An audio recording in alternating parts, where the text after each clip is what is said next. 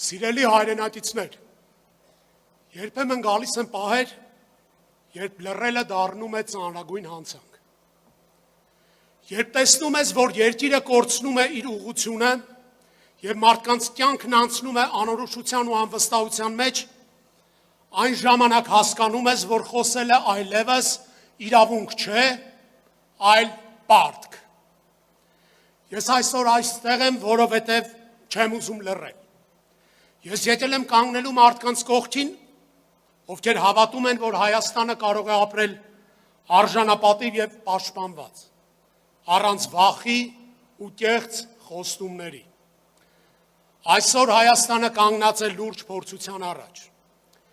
Վտանգը միայն սահմանին չէ։ Վտանգը նաեւ մեր ներսում է անտարբերության ու հուսահատության տեսքով։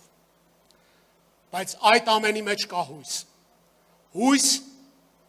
որ մարդիկ սկսել են նորից հավատալ։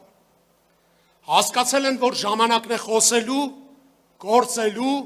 եւ միավորվելու։ Հենց այդ պատրաստակամությունից էլ ծնվեց մեր շարժումը։ Մեր շարժման մեջ չկա պարտադրանք։ Յուրաքանչյուր մարդ գալիս է իր ձևով։ Մեկը խոսքով, մյուսը գործով, բայց ամենակարևորը պատասխանատվությամբ։ Հենց այդ տարբեր մարդկանց պատասխանատվությունն է, որ միավորում է մեզ մեր ընդհանուր նպատակի շուրջ։ Եվ այդ միասնությունից էլ ծնվում է մեր ձևովը։ Մենք բոլորս գիտենք, հայ մարդը շատ բան չի ուզում։ Նա ուզում է ապրել զարգացող ու ապահով երկրում, որտեղ իր երեխան ստանում է լավ կրթություն, սիրելով իր լեզուն, իր պատմությունը, իր հավատքը։ Նա ուզում է խաղաղություն, բայց արժանապատիվ խաղաղություն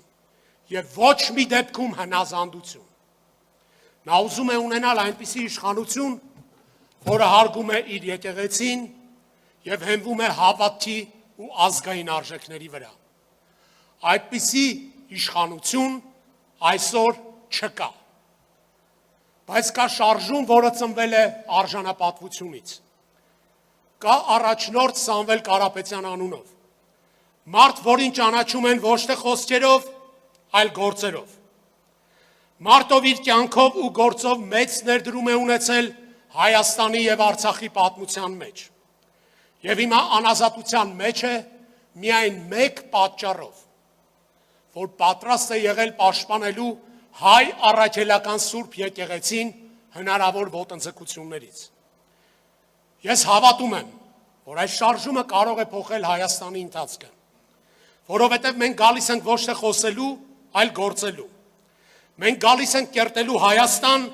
որտեղ անվտանգությունն ու հավատքը կլինեն պետության ողնաշարը։ Եկեք մի պահ պատկերացնենք։ Հայաստան,